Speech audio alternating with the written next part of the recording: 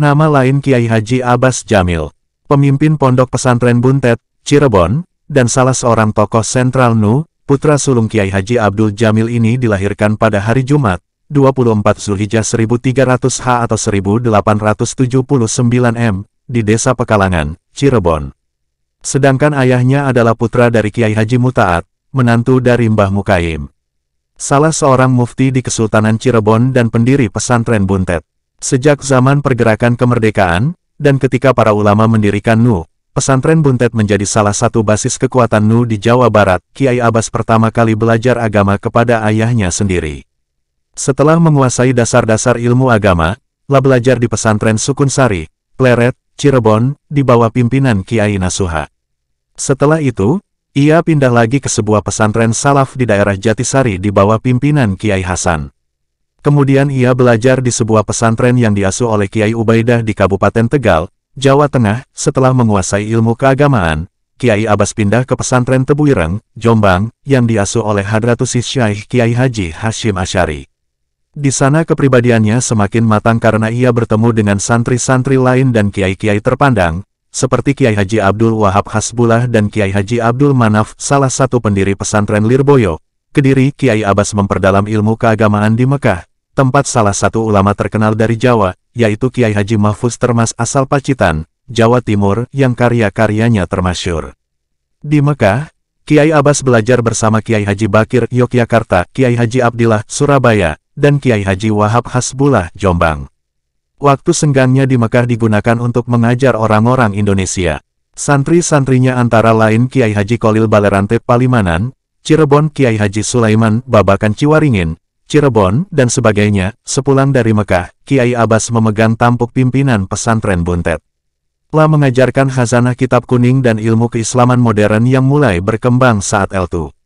Ia juga mengenalkan kitab karya ulama Mesir, seperti tafsir Tantowi Jauhari yang banyak mengupas masalah ilmu pengetahuan dan tafsir Fahru Rozi yang bernuansa filosofis. Itulah sebabnya pemikiran fikih para alumni Buntet sejak dulu sudah maju. Nama Kiai Abbas pun semakin dikenal di seluruh Jawa sebagai ulama yang alim dan berpikiran progresif. Namun, ia tetap hidup sederhana. Ia menerima tamu-tamunya yang berasal dari berbagai daerah di ruang terbuka beralas tikar pandan di musholanya. Di masa perjuangan kemerdekaan, Kiai Abbas meninggalkan kegiatannya mengajar kitab-kitab kuning. Ia menyerahkan kegiatan itu kepada dua orang adik kandungnya, yaitu Kiai Haji Anas dan Kiai Haji Akyas. Ia sendiri mulai memberikan pengajaran ilmu kanuragan. Sedangkan di usia senjanya ia lebih banyak memusatkan perhatian pada kegiatan dakwah di masyarakat dan mengajar ilmu bela diri sebagai bekal bagi masyarakat dalam melawan penjajahan. Pesantren Buntet kemudian dijadikan sebagai markas pergerakan kaum Republik untuk melawan penjajahan. Mulai saat itu pula pesantren Buntet menjadi basis perjuangan Hizbullah, Laskar Rakyat yang memperoleh keterampilan militer dari pendidikan di Petak Pembela Tanah Air di Cibarusa semasa penjajahan Jepang. Hizbullah di pesantren Buntet diketuai Kiai Abbas dan Kiai Anas, serta dibantu oleh Kiai Haji Murtado, Kiai Haji Soleh, dan Kiai Haji Mujahid. Tak heran bila tokoh-tokoh banyak yang berasal dari Cirebon, misalnya Kiai Haji Hashim Anwar dan Kiai Haji Abdullah Abbas putra Kiai Abbas ketika melakukan perang gerilya, Hizbullah memusatkan pertahanannya di daerah Legok, Kecamatan Cidahu, Kuningan. Mereka membuat front di perbukitan Cimanenteng di daerah Walet Selatan yang membentang hingga Bukit Cihirup di Kecamatan Cipancur, Kuningan. Daerah tersebut terus dipertahankan sampai terjadinya Perjanjian Renville, 1947. Adapun warga pesantren Buntet yang gugur dalam pertempuran adalah Kiai Haji Mujahid, Kiai Akib, Mawardi, Abdul Jalil, Nawawi, dan lain-lain. Di pesantren Buntet juga terdapat Asyibal, sebuah organisasi untuk remaja yang berusia di bawah 17 tahun. Organisasi ini dibentuk oleh para sesepuh pesantren sebagai pasukan pengintai atau mata-mata guna mengetahui gerakan musuh. Asyibal juga dijadikan penghubung dari daerah pertahanan sampai ke daerah front terdepan. Basis laskar yang dibangun oleh Kiai Abbas kemudian menjadi pilar penting pertempuran di Surabaya pada tanggal 10 November tahun 1945. Kiai Abbas juga mengirimkan para pemuda Hizbullah ke daerah-daerah pertahanan, seperti Jakarta, Bekasi, Cianjur, dan lain-lain untuk melawan penjajah yang hendak menguasai kembali Indonesia. Seusai peristiwa November tahun 1945 di Surabaya, Kiai Abbas terus mengadakan berbagai latihan kemiliteran, terutama bagi para pemuda yang baru masuk kelaskaran.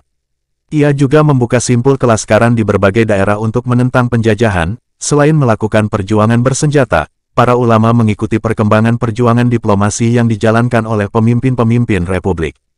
Namun, para pejuang, termasuk ulama uyama yang memimpin gerakan perlawanan anti-kolonial, kecewa melihat sikap para diplomat republik yang mengalah pada keinginan Belanda dalam Perjanjian Linggarjati 1946. Kiai Abbas sendiri merasa terpukul. Ia merasa dikhianati hingga akhirnya ia jatuh sakit. Akhirnya, ia wafat pada 1 Rabiul Awal 1365, 1946 M, dan dimakamkan di pemakaman pesantren Buntet. Hingga saat ini karakter perjuangan masih menjadi tradisi di pesantren Buntet. Pada masa Orde Baru, pesantren ini gigih mempertahankan independensinya dengan luwes, sehingga pemerintah tidak menghadapinya secara frontal. Tak heran bila pada masa perjuangan reformasi tahun 1987 sampai tahun 1998 pikiran dan pandangan Kiai Abbas menjadi perhatian para aktivis reformasi dari kalangan NU maupun komunitas lainnya.